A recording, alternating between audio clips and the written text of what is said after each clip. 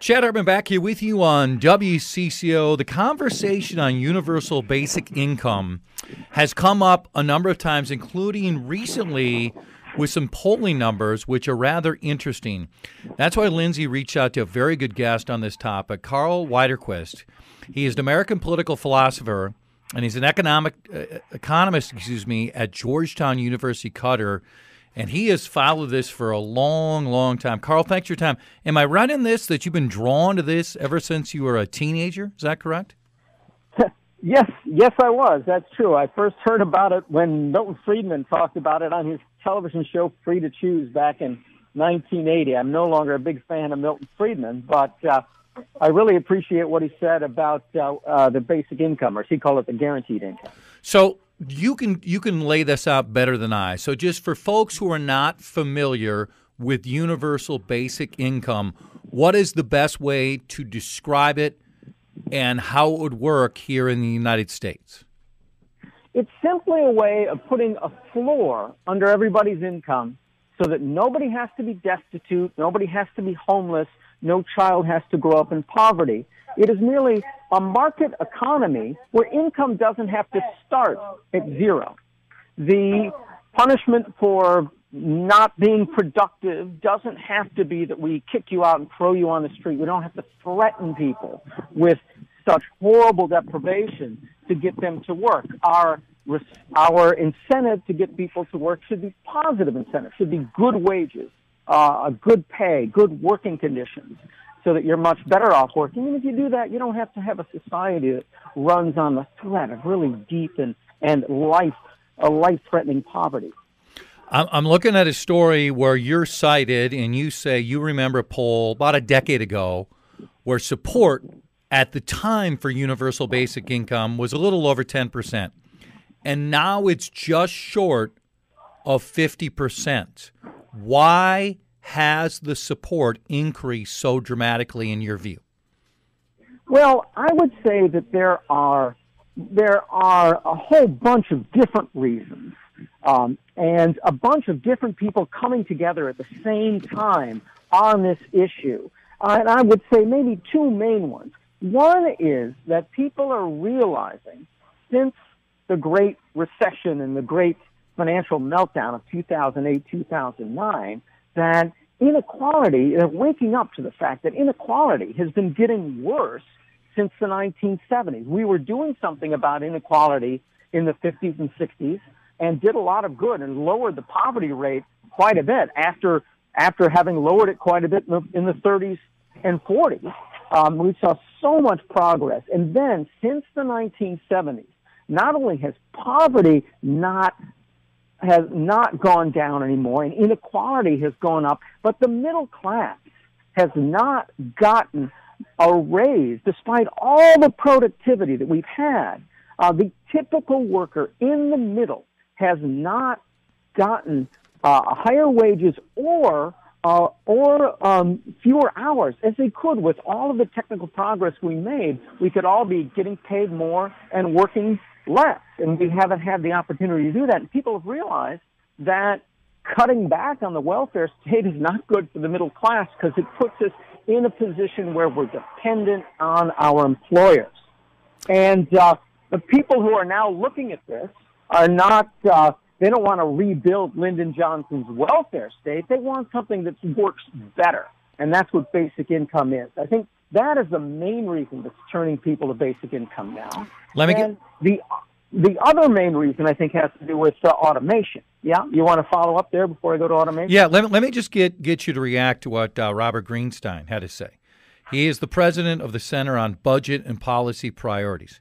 He is saying, by his estimates, a program providing everyone with $10,000 annually would cost $3 trillion a year. And he added, to me, universal basic income is a beautiful pie-in-the-sky idea, but I don't see it ever getting beyond that pie-in-the-sky idea. So in your ideal world, are you saying every single citizen would get said figure, and what would that figure be, as opposed to, let's say, you're below some sort of income level, and you would get it and others would not? What that person is saying is really highly disingenuous.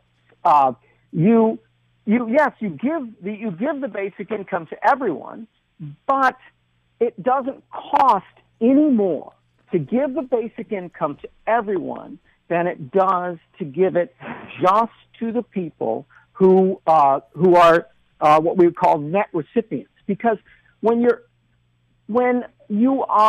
you have in a basic income is this one thing that Milton Friedman said that was descriptive. Is a basic income is a negative tax. And now, so when you're going to give everybody a basic income, but you're also going to raise taxes to pay for it. When a negative tax meets a positive tax, they cancel each other out.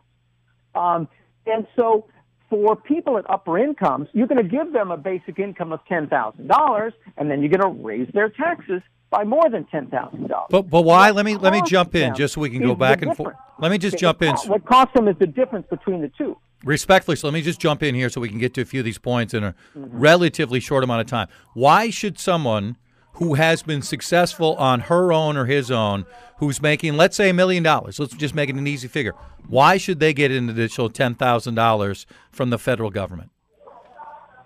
Well, you do that because it is good for you give to those who already have a lot, because that is the best way to get it to everyone. If you try to give it just to those who have low income, then every day you have to figure out who has low income. We do that once a year with our taxes. To do it on a daily basis is really hard. If a woman has to leave her husband, if you have a basic income, then it's there. If she's running out on her husband that's abusing her wife or her children, the basic income is there from day one. If it is something else, then she has to go and apply, and then she has to get accepted, and we have to take forever to find that out. So it is worth it to give it to everyone for this reason, and it doesn't cost any more. What it costs is what is the increased overall tax burden on those who are net contributors, and what is the net benefit to those who are net recipients. You have to subtract what they're paying in taxes from what they get in the basic income, and that's where you find out the real benefit and burdens of this program. Okay, so let me pick up on that. Remind folks we're talking to Karl Widerquist, American political philosopher. He is an economist at Georgetown University, Qatar. He's been involved in basic income, universal basic income, since he's a kid. He's spoken out on this for decades. So you are saying, do you agree with the premise that to give everybody $10,000, we're talking $3 trillion? So then, are you then saying we're going to have to raise taxes in equal of $3 trillion? No, it does not cost $3 trillion. The net cost of a $12,000 basic income is actually $539 million. You're talking about a gross cost, which doesn't really mean anything. If you were to calculate other negative taxes in the same way that this person is calculating this cost, you'd have to say that the standard tax deduction costs trillions of dollars. That little standard tax deduction that we all get on our taxes, you would have to say that costs trillions of dollars. So are you saying, sir, respectfully, are you saying to give every single citizen in America $12,000, we're only going to have to raise taxes for $539 million? That you're an economist, you know this 1,000% better than me, but to me that those numbers don't seem to add up. Yeah, well, it is actually $12,000 for an adult and $6,000 per child. Okay. But you can do that for $539 million, and that $539 means that $539 million is that those who pay more in taxes than they receive in basic income their burden will go up by $539 million nationwide. Their total burden, what they pay in taxes minus what they get in basic income, goes up by only $539 million, 2.95% of GDP. That's all it is, and that's enough to eliminate poverty in the United States. Where has this been tried, and where has it been successful? Well, it has been the closest thing that exists right now is in Alaska, where they have a dividend from a fund created from oil revenue. That's been in place for 35 years, and it's an extremely popular program. Now, other things are not exactly like basic income, but are moving in the direction. Social Security in the United States, you get that, once you're retired, you get that whether or not you have other income. It goes to every single person who has met the eligible criteria early in their life. That works more like a basic income than pensions in a lot of other places. In Britain, people are always complaining about how terrible their pension system is, and people don't do that in the United States because ours is more like a basic income. Food stamps are sort of like a basic income, except you can only use them for approved purchases. The earned income tax has some similarities to basic income because it's in cash. And you find that these programs that are moving in the direction of basic income are often work much better than things like public housing or unemployment insurance that don't work as much like basic incomes and cause other problems. You get on unemployment insurance, you're really afraid to take. Sometimes you're afraid to take your next job because then you won't be eligible if the job turns out to be terrible. Karl, I enjoy the conversation. It obviously is a topic that has resonated with a lot of people since there's almost a 50-50 divide on it. I appreciate your time. And when the topic comes up again, if you're so willing, we'd love to have you on again. Thank you so much. Hey, great talking to you. Karl Widerquist, American political philosopher, economist at Georgetown University, Qatar, and a man who believes in universal basic income. I know texts are coming in. You want to react, you certainly can. 81807. We're back in moments on WCCO. Lindsay has her Pat Benatar hair going today. Very impressive. Tomorrow, we're going to spend some time talking to Lindsay about what yesterday was like after work, because it was a rather important day in her life. We're going to get to that tomorrow. We've got an extended period of time. Among the texts coming in, this is the dumbest idea I've ever heard of.